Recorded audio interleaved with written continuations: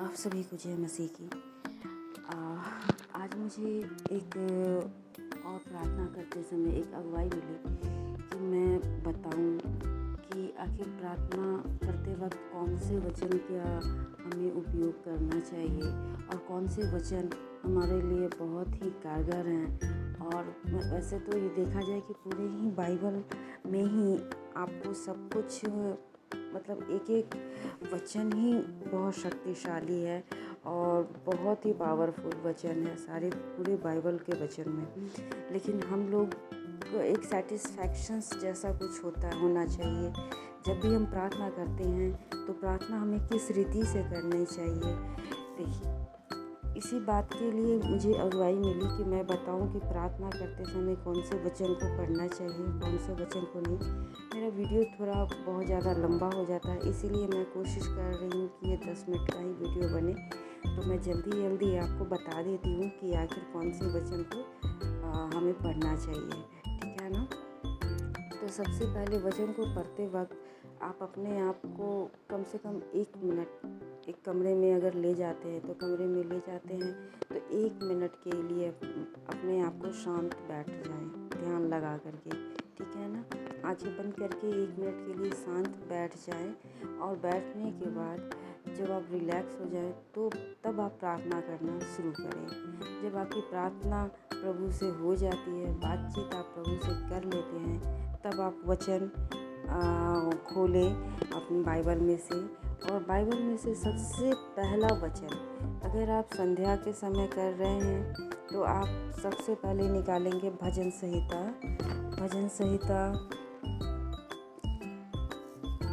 संहिता 4 का 4था अध्याय पढ़ेंगे, जिसमें लिखा हुआ है सहायता के लिए संध्या कालीन की प्रार्थना, ठीक है। तो आप 4था अध्याय पढ़ेंगे, 1 से लेकर के आप 8 तक पढ़ें। और इसी बाइबल में इसी भजन संहिता में और भी लिखा हुआ है कि जैसे मैं बता दूं, मैं हमेशा ये सब पढ़ा करती हूँ। मैं जब भी प्रार्थना करती हूँ तो मैं भी ऐसा ही किया करती हूँ। मैं भजन संहिता ज़रूर पढ़ती हूँ, क्योंकि भजन संहिता में वो सारी प्रार्थनाएं दी हुई हैं जिसके अनुसार हम प्रार्थना करना सीखते हैं, है ना। तो हम लोग भी वैसा ही करें। भजन संहिता में जब आप और भी देखेंगे तो आपकी अगुवाई की रक्षा के लिए प्रार्थना आएगा, जो भजन संहिता 25 में है। अगर आपको किसी से रक्षा चाहिए, आप किसी से डरते हो, आपकी नौकरी की खतरे में है, आप उसके लिए आप प्रार्थना करना चाहते हो, तो आपको किसी से रक्षा चाहिए, आपकी अगुवाई प्रभु की चाहिए, तो आप भजन संहिता 25 को आप पढ़ सकते हो। 25 जब भी पढ़ें पूरा अध्याय पढ़ें इसका, ठीक है ना। 25 से लेकर 1 से लेकर के इसमें दिया हुआ है 22 तक पढ़ें। जब आपको किसी चीज़ की सहायता की ज़रूरत है, जब आप अपने आप को बहुत ही कमज़ोर महसूस करते हो, बहुत ही असहाय महसूस करते हो, तो आप भजन संहिता 28 पढ़ें। परमेश्वर की ज्योति अगर आप उद्धार चाहते हो परमेश्वर से तो आप भजन संहिता 27 पढ़ें। मैंने इसीलिए लिख दिया है, जब आपको लगे कि परमेश्वर का भरोसा मुझ पर से टूटता जा रहा है या मैं भरोसा नहीं कर पा रहा हूँ परमेश्वर पर, तो आप ऐसे देखा जाए तो ये पूरा ही भजन संहिता आपके काम आएगा। और मैं बहुत सारा डिस्क्रिप्शंस बॉक्स में भी लिख दूँगी और वहाँ भी मैं लिंक में डाल दूँगी कि आपको कौन सी भजन संहिता पढ़नी चाहिए, तो आप वहाँ भी जा कर के देख सकते हैं। फिर है, अगर आप किसी से न्याय चाहते हैं, आप चाहते हैं कि ईश्वर आपका न्याय करे, तो न्याय के लिए भी प्रार्थना है, आप भजन संहिता 7 में देख सकते हैं। फिर न्याय के लिए कैसे प्रार्थना करनी है, इसमें आगे भी 10 में भी भजन संहिता 10 में भी आपको यही दिया हुआ है। और जब आप संकट में पड़ते हैं तब सहायता के लिए प्रभु से सहायता मांगना है। तो आप कैसे आप प्रार्थना करें, आप तो आप भजन संहिता 13 अध्याय उसका पढ़ सकते हैं 1 से लेकर के 6 तक। इसी तरीके से सहायता के लिए एक और दिया हुआ है, 12 अध्याय भी दिया हुआ है, तो आप वो भी पढ़ सकते हैं 1 से लेकर के 10 तक। और परमेश्वर पर भरोसा करना आप चाहते हैं, आप अपने विश्वास को बढ़ाना चाहते हैं, तो आप भजन संहिता 11 पढ़ें और आप अपने विश्वास को बढ़ा सकते हैं। और भी बहुत अत्याचारियों से बचाव के लिए भी प्रार्थना है इसमें। कई बार होता क्या है ना कि हमारे पास जो बाइबल होती है उसमें पूरी तरीके से नहीं बताया हुआ रहता है। तो हमारे पास जो बाइबल है उसमें सारी चीज़ ना बताई हुई रहती है कि किस रीति से कौन सा वचन बता रहा है हमें। तो आप ये भी सब पढ़ सकते हो। और मैं कोशिश करूँगी कि आगे भी आपके लिए और भी ऐसी प्रार्थनाएं लेकर के आऊँ जिसमें आपको सहायता मिले। और अगर आप किसी चीज़ के लिए प्रार्थना कर रहे हैं, जैसे कोई कोर्ट कचहरी का या फिर किसी चीज़ की विजय की प्राप्ति के लिए प्रार्थना कर रहे हो कि मैं उसमें सफल हो जाऊं, तो आप भजन संहिता 20 पढ़ें। उसमें आप 20 को हमेशा पढ़ें। और 21 को भी आप पढ़ सकते हैं, ये स्तुति गान है परमेश्वर की। फिर आप जब भी कभी आप अपने आप को लगे कि मैं प्रभु से बहुत मैं प्रभु को फील करना चाहता हूँ, मैं प्रभु को एहसास करना चाहता हूँ, तो आप भजन संहिता 23 पढ़ें। 23 यहोवा मेरा चरवाहा है। और जब कभी आपको लगे कि मैं सहायता के लिए और मैं परमेश्वर और अगर जब आपको क्षमा की प्रार्थना करनी है, आपको क्षमा प्राप्ति की आशीष के लिए प्रार्थना करनी है, तो आप भजन संहिता 32 यानी 32 आप 1 से लेकर के 11 तक पढ़ सकते हैं। फिर आप देखेंगे कि शत्रुओं से छुटकारे के लिए भी प्रार्थना है भजन संहिता 35 में। और फिर वैसे मेरे स्क्रीन पे भी आ रहा होगा, आप देख रहे होंगे, आप उसमें भी अपना नोट डाउन कर सकते हैं कि आपको किस रीति से आपको कौन से भजन संहिता की प्रार्थना करनी चाहिए। और जब भी आपको किसी भी चीज़ से, जैसे मान लीजिए कि आप बीमार हैं, इसमें ना बीमार के लिए भी प्रार्थना है, पीड़ित मनुष्य के लिए प्रार्थना है, तो 38 आप पढ़ सकते हैं। पीड़ित मनुष्य का पश्चाताप भी है कि जब आप कोई पाप कर देते हैं और आप पाप में गिर जाते हैं, तो आपके मतलब आप कष्ट में आ जाते हो, तो आप अपने पापों का पश्चाताप करना चाहते हो, तो उसमें भी 39 दिया हुआ है। भजन संहिता 39 को आप देख सकते हैं। और मैं जल्दी बता देती हूँ आपको, बहुत है। रोगी के लिए भी प्रार्थना है। 41 अध्याय को अगर आप देखते हैं भजन संहिता 41 में, तो उसमें भी आपको रोगी के लिए प्रार्थना है, सहायता है। मतलब इतना अच्छा है ना, मैं हमेशा ही पढ़ती हूँ भजन संहिता। और जब भी मैं प्रार्थना करती हूँ ना, तो मैं भजन संहिता पढ़ती हूँ। फिर उसके बाद वचन, जैसे कि मैं नया नियम या फिर पुराना नियम का कोई एक अध्याय ज़रूर पढ़ती हूँ, किसी भी एक अध्याय को मैं ज़रूर पढ़ती हूँ। और उसके बाद फिर मैं अपनी प्रार्थना को अंत समय ख़त्म करते वक्त मैं अपनी आंखें पर्वतों की ओर लगाऊंगा। भजन संहिता 123 हम लोग पढ़ते हैं। रक्षा के लिए प्रार्थना, और रक्षा के लिए प्रार्थना 140 में है। और जब आप संध्या के समय प्रार्थना करें तो 141 की प्रार्थना करें। जब भी आप संध्या में प्रार्थना कर रहे हैं, शाम में प्रार्थना कर रहे हैं, तो आप 141 अध्याय को आप पढ़ें। और जो भी मैं बता रही हूँ ना, उस अध्याय को आप पूरा पढ़ें। और कोशिश करें कि आप हर रोज़ आप उस अध्याय को पढ़ें। आप बीमार हैं, आप बीमारी के लिए आप हमेशा पढ़ें जब तक आप उसे ठीक नहीं हो जाते। आप सहायता चाहते हैं पिता परमेश्वर से, तो आप उसी वर्ड को हमेशा पढ़ें जब तक आपको सहायता मिलती ना हो। ठीक है ना। और धन्यवाद के लिए भी बहुत ज़रूरी है, धन्यवाद के लिए भी प्रार्थना करें। 136 में आपको धन्यवाद के लिए प्रार्थना आएगी आती है, तो आप भजन संहिता 136 आप पढ़ सकते हैं। ये धन्यवाद के भजन है। और मैं बता दूं, परमेश्वर की स्तुति करने और आह्वान वगैरह भी है, और परमेश्वर पर शिशु वक्त भरोसा, मंदिर में प्रार्थना, ये सब सारी चीज़ें हैं। इसमें दया के लिए प्रार्थना, परमेश्वर हमारा रक्षक है, 121 आप पढ़ सकते हैं, और इसे हमेशा ही पढ़िए। यह आपके मनोबल को, मतलब कि आपके दृढ़ विश्वास को बढ़ाएगा। ये हमेशा आप याद कर लीजिए। नहीं होता है तो याद नहीं होता है तो कोई बात नहीं, आप हमेशा ही पढ़ा कीजिए। वचन को पढ़ना आपके लिए एक ताकत देता है और आपके शरीर में ना एक नई ऊर्जा लाता है। इसलिए आप वचन को पढ़ें। ये नहीं कि थोड़ी सी कंजूसी करें कि नहीं, वचन को मैं नहीं पढ़ता हूँ। तो वचन को जब तक आप पढ़ेंगे नहीं, तब तक आपके अंदर एक नई ऊर्जा और एक नई शक्ति, एक नया मार्गदर्शन नहीं मिल पाएगा।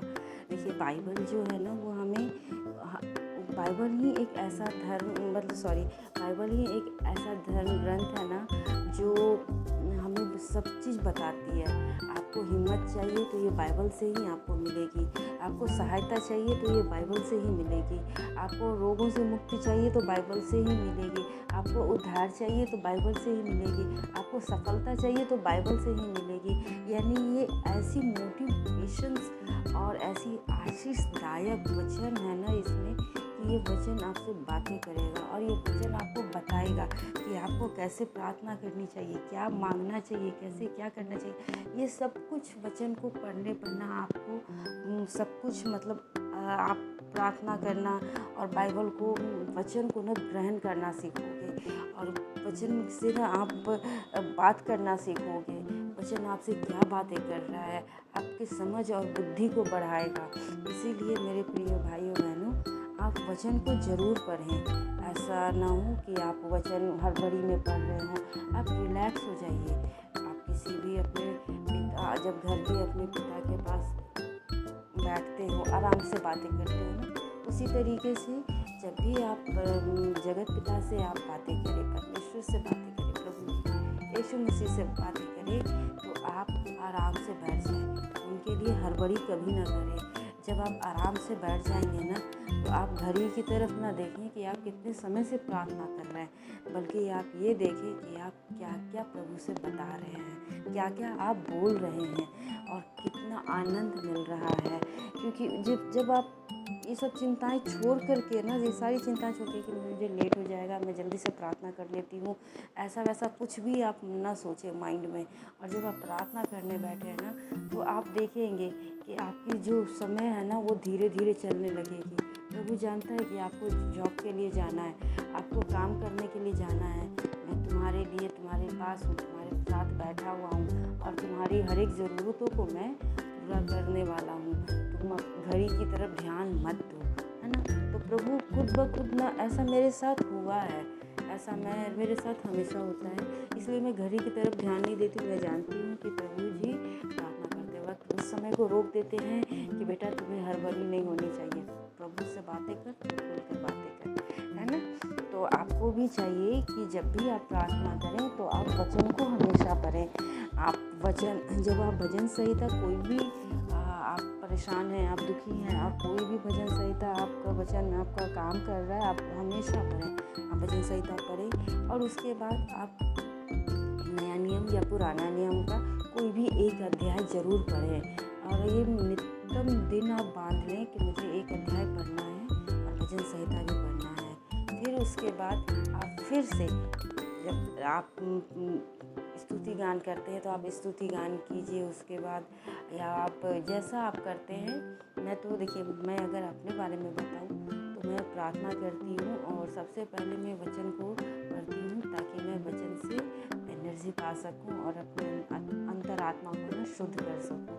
तो सबसे पहले मैं प्रार्थना करने के बाद वचन पढ़ती हूँ भजन संहिता से, और भजन संहिता से वचन पढ़ने के बाद मैं स्तुति करती हूँ, यानी कि प्रभु की महिमा करती हूँ, गाना गाती हूँ, ठीक है ना, उनके लिए बड़ाई करती हूँ। तो जब मैं उनके लिए बड़ाई करती हूँ, उसके बाद मैं एक दो गाना मैंने गा लिया, और उसके बाद मैं नया नियम या पुराने नियम से मैं कोई भी एक अध्याय पढ़ती हूँ, और वो अध्याय मुझसे क्या कह रहा है और मुझसे क्या बता रहा है। माफ़ कीजिएगा, एक्चुअली में मेरे घर के अगल बगल मंदिर है ना, तो इसीलिए वहाँ से आवाज़ें आ रही थी, तो इसलिए मैं सारा दरवाज़ा वगैरह लगा रही थी। सुबह का समय है, सुबह सुबह बजता है, तो कोई बात नहीं। तो मैं वही कह रही थी आपसे कि मैं फिर अध्याय पढ़ती हूँ और वचन को समझने की कोशिश करती हूँ कि वचन मुझे आज क्या शिक्षा दे रहा है। तो जब मैं वचन को पढ़ती हूँ, समझ जाती हूँ, तो फिर मैं प्रभु का धन्यवाद करके वचन के बारे में बताती हूँ, मतलब वचन को खुद समझने की कोशिश करती हूँ कि वचन मुझे आज क्या आशीष दे रहा है, क्या शिक्षा दे रहा है। और वचन जब मुझे बताता है, सारा चीज़ मैं समझ जाती हूँ कि वचन मुझे क्या बता रहा है, तो उसके बाद मैं प्रभु का धन्यवाद देती हूँ वचन के लिए। और फिर मैं भजन संहिता मैं हमेशा ही 121 और यहोवा मेरा चरवाहा है, मुझे कुछ घटी न होगी, ये मैं हमेशा पढ़ती हूँ। और अगर मैं संध्या में प्रार्थना यानी शाम में प्रार्थना करती हूँ, तो शाम की प्रार्थना को मैं प्रभु की वंदना के साथ स्टार्ट कर ये ख़त्म करती हूँ, और या फिर सुबह में पढ़ती हूँ, तो सुबह की प्रातःकाल की प्रार्थना भजन संहिता को मैं पढ़ती हूँ। तो आई होप कि आप लोग भी अपनी रीति से करते होंगे, आपको जैसी सुविधा हो। लेकिन मुझे कल मैं प्रार्थना कर रही थी, तो मुझे ये अगुवाई मिली कि मैं बताऊं कि प्रार्थना करते वक्त कौन सा अध्याय हमारे बहुत ही मददगार साबित होता है। क्योंकि मैंने आपको इसलिए बताया ना, क्योंकि मैं जब मेरा घर भी, परिवार भी, मेरा जो मेरे भाई भी और मेरे घर पे जब बहुत पहले, बहुत हमेशा ही जब भी कभी कोई प्रॉब्लम क्रिएट हुआ ना, और जब भी कुछ हुआ ना, तो मैंने भजन संहिता को ही पढ़ा। मुझे बहुत सामर्थी भजन संहिता लगा, और मतलब क्या मैं बोलूँ, ऐसा लगा कि ये प्रार्थना प्रभु ने हमारे लिए ही लिखी है, और जो बताती है कि तुम्हारे हर दुख और हर दर्द की दवा है ये बाइबल, ये भजन संहिता के थ्रू। तो आप हर एक चीज़ आप बता सकते हो प्रभु को। और इसमें मैं हमेशा ही, जब मेरा परिवार संकट में था, और मैं कभी हमेशा पढ़ती थी, रोज़ पढ़ती थी। ऐसा नहीं कि मैं आज भजन संहिता 21 पढ़ी तो कल मैं 123 पढ़ूँगी, ऐसा कुछ नहीं था। मैं हमेशा ही भजन संहिता 21 ही पढ़ा करती थी, जब भी मैं संकट में पड़ी, और जब भी मेरा परिवार बहुत भारी संकट में रहा, तो मैं उनकी सहायता के लिए मैं भजन संहिता सुबह शाम दोपहर जब भी मतलब कि तीनों टाइम प्रार्थना मैं किया करती थी। और मैं हमेशा ही उस चीज़ की प्रार्थना किया करती थी। तो आप भी अगर कुछ परेशानी में हैं, या फिर आपके जीवन में कोई भी कमी घटी है, तो आप भजन संहिता से आप ये सब देखिए, है तो बहुत सारा, इसमें मैं पूरा बता नहीं सकती, मेरा वीडियो बहुत ही लंबा हो जा रहा है। तो आप लोग भी कहेंगे कि मैं बहुत ही ज़्यादा बड़ा वीडियो बनाती हूँ, तो इसीलिए मैंने छोटा छोटा ही बनाया है। और वैसे मैंने डिस्क्रिप्शन बॉक्स में भी डाल रखे हैं, सारा आप देख सकते हैं, उसमें भी मैंने लिख दिया है कि कौन सी भजन संहिता किस चीज़ के लिए है। और मैं एक चीज़ और बता दूं कि आपको अगर प्रभु से नशे की छुटकारे के लिए प्रार्थना करनी है, तो आप 126 पढ़ सकते हैं। छुटकारे के लिए प्रार्थना है, बहुत ही कारगर है, आप उसे भी पढ़ सकते हैं। और परमेश्वर के लोगों की सुरक्षा चाहते हैं, यानी कि आप अगल बगल के लोगों से भयभीत हैं कि अन्य जाति के लोग आपके ऊपर हावी होते हैं, तो आप भजन संहिता 125 हमेशा पढ़ें। परमेश्वर का भय मानने की भी आशीष है। आप परमेश्वर का भय नहीं मानते हैं, तो आप भजन संहिता 128 पढ़ें। करुणा में परमेश्वर की आशीष चाहते हैं, तो आप 130 पढ़ें। और शत्रुओं को पराजय करना चाहते हैं, यानी कि आपके जो विरोधी हैं, आप उनसे तंग हो गए हैं, आप बहुत ही परेशान हो गए हैं, तो आप भजन संहिता 129 ज़रूर पढ़ें। और भी बहुत सारा है, बहुत लंबा वीडियो हो जा रहा है, माफ़ कीजिएगा। तो आई होप कि आपको ये गाइडलाइन वाली वीडियो पसंद आई होगी, और आशा करती हूँ कि मेरा ये जो आपको बताने का मेरा मोटिव था। आपके जीवन में कार्य करे, प्रभु यीशु मसीह आपको आशीष दे और हर वचन के अनुसार आपकी जो भी प्रार्थनाएं हैं प्रभु जरूर सुने। आमीन। धन्यवाद।